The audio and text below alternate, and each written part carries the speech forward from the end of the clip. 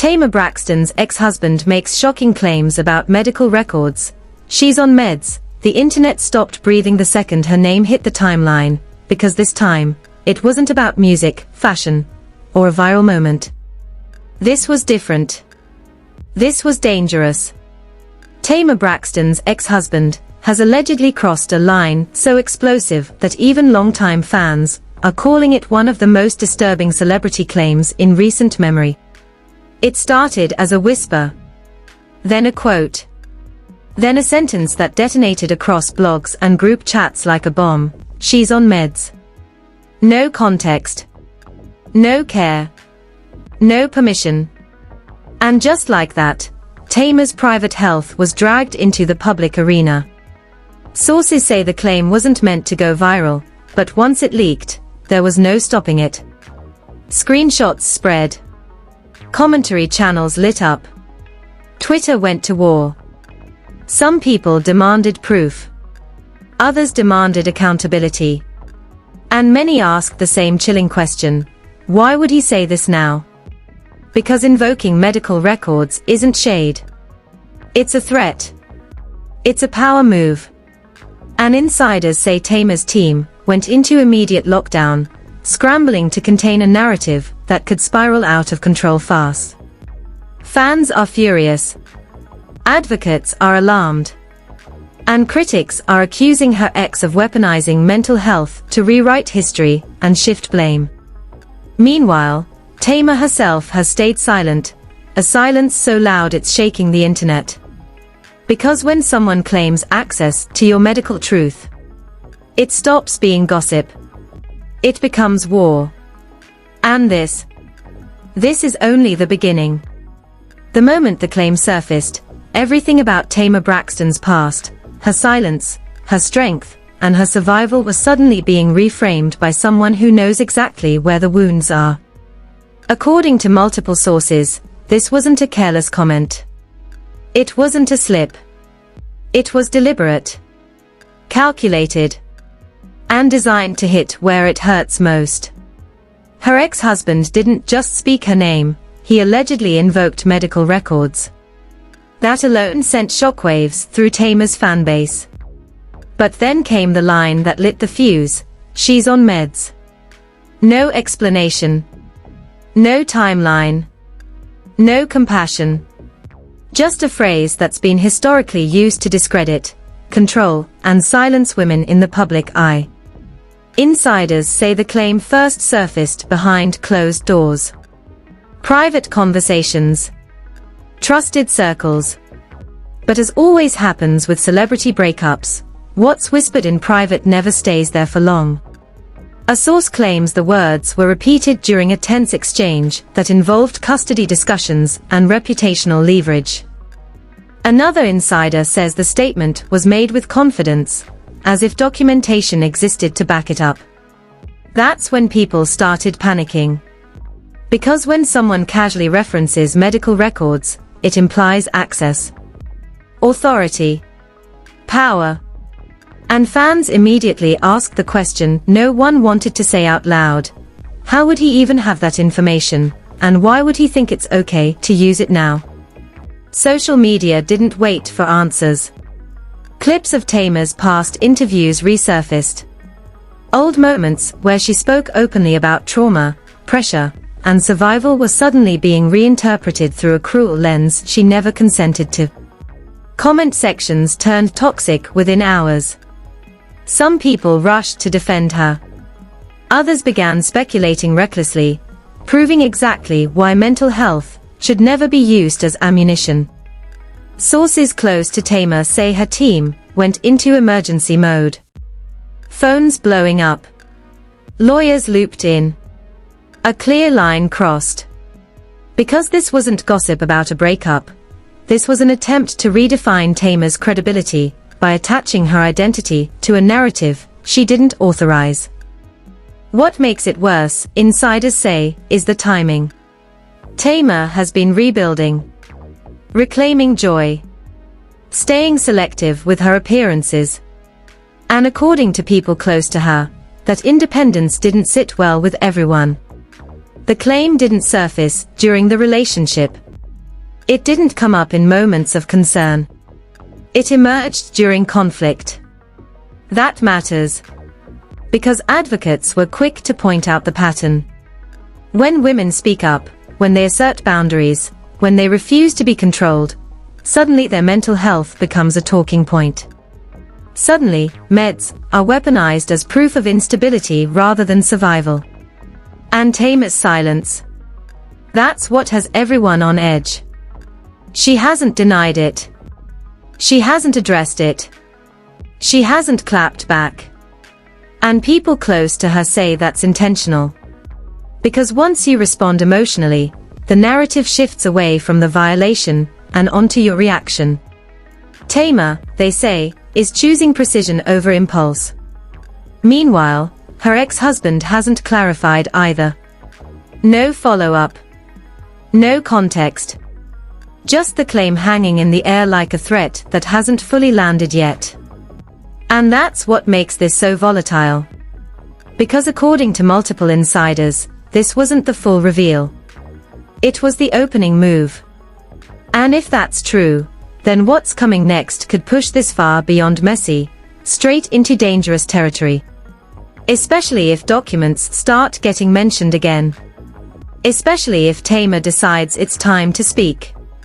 Because when that happens, the entire story flips. As the claim continued to spread, the narrative started mutating in real time, and that's when things got even more dangerous. Because once the words, medical records, and she's on meds, were out in the open, people didn't just react emotionally. They started digging. Speculating. Connecting dots that were never meant to be connected. And that's exactly why people close to Tamar say this felt intentional. Within hours, anonymous accounts began popping up, claiming insider knowledge. None verified. None sourced. But all repeating the same language. Concern. Stability. Documentation. The implication was clear. This wasn't about care. It was about credibility. About positioning Tamar as unreliable without ever having to prove it. Then came the first alleged escalation. According to a source close to the situation, Tamar's ex-husband allegedly referenced these claims during a private dispute, hinting that everything looks different on paper. That phrase alone sent chills through her inner circle. Because when someone invokes paperwork without producing it, the threat isn't the content, it's the suggestion that they control the narrative if they choose to release it. Legal analysts on social media immediately sounded the alarm. Medical records are protected. Confidential. Weaponizing them, or even implying access, crosses ethical and legal boundaries fast. And yet, the claim remained floating in the air, untouched, unchallenged, uncorrected. That silence created chaos. Commentary channels began running with theories. Old reality TV moments were clipped and reframed. Emotional scenes that once showed vulnerability were now being framed as evidence. The internet did what it always does when nuance disappears, it judged without permission. Mental health advocates were furious.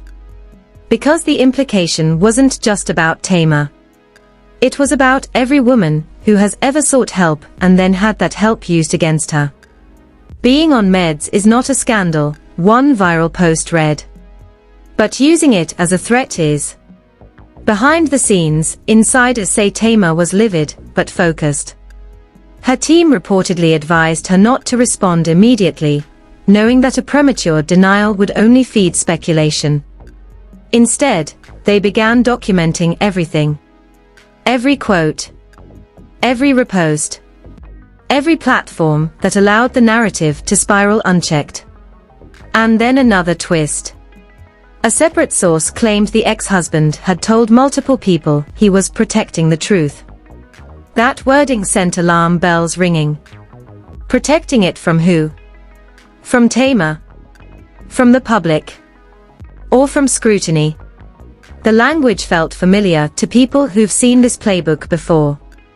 When relationships end badly, control often shifts from By the time the third wave hit, the tone of the entire conversation had changed. This was no longer messy celebrity chatter. This was no longer blogs chasing clicks. This had crossed into territory where people started lowering their voices, because they realized something irreversible had already happened. According to insiders, Tamar finally reached her breaking point behind the scenes. Not publicly. Not emotionally. Strategically. Sources say she wasn't shocked by the claim. She was enraged by the intention behind it. Because to her, this wasn't about health. It was about power. About control. About rewriting her story in the most damaging way possible without ever having to prove a single word. And that's when things allegedly escalated fast. Multiple sources claim Tamar's legal team began quietly contacting platforms, requesting documentation on where the claims originated, how they spread, and who amplified them. Not takedowns, tracking. Every repost. Every quote. Every video. Because once something like this is said, it doesn't disappear. It either gets corrected, or it becomes a permanent stain. Then came the detail that flipped the script. An insider close to the situation claims Tamar's ex-husband allegedly does not have direct access to any current medical records at all. None. Which immediately raised the most dangerous possibility of all, that the claim wasn't based on records, but on assumption, exaggeration, or intentional framing. If true, that changes everything. Because implying access to protected medical information without actually having it isn't concern, it's intimidation. It's planting doubt and letting the internet do the dirty work. And legal experts were quick to point out that even suggesting privileged knowledge can be grounds for serious consequences if it's used to harm someone's reputation. Behind the scenes, Tamar's circle began closing ranks. Friends reportedly urged her to speak. Fans begged her to clap back. But sources say Tamar refused to react emotionally, because that's exactly what would be used against her. Instead, she began preparing something far colder. Far more controlled. Then, late one night, a single shift happened online. Several high-profile accounts that had been pushing the "she's on meds" narrative suddenly went silent. Videos were deleted. Tweets vanished. Comment sections locked. No explanations. No apologies. Just quiet. People noticed. And that's when the speculation turned razor sharp. Why retreat now? What changed?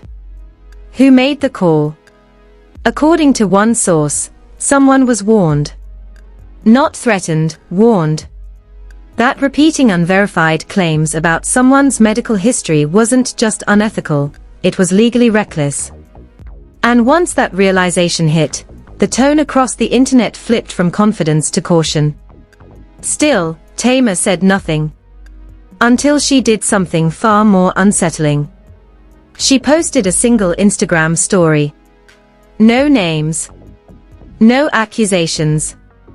Just one line: privacy isn't weakness. It's a boundary. That was it. No explanation. No defense. And somehow, that silence spoke louder than any rant ever could. Fans flooded her comments with support. Mental health advocates rallied. Industry figures reposted the quote without commentary. The message was clear: she wasn't going to be bullied into explaining her survival. Meanwhile, insiders say her ex-husband has gone completely quiet. No clarifications. No walkbacks. No proof. Just absence. And in situations like this, absence doesn't look neutral. It looks nervous. Now the internet is waiting, not for a clapback, but for a move. A statement.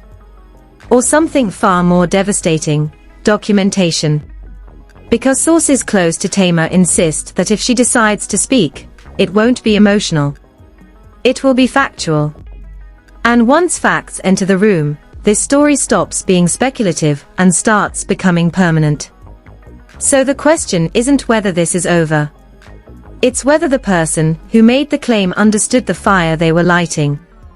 Because when someone turns a woman's private health into public weaponry, there's no winning that war. Only consequences. If you're still here, understand this. You're watching a story that isn't finished, and the next move could change everything. This isn't just celebrity noise. This is about power, privacy, and what happens when someone crosses a line that can't be uncrossed. And the truth is, stories like this don't disappear. They either get buried, or they blow wide open. What happens next depends on who's paying attention.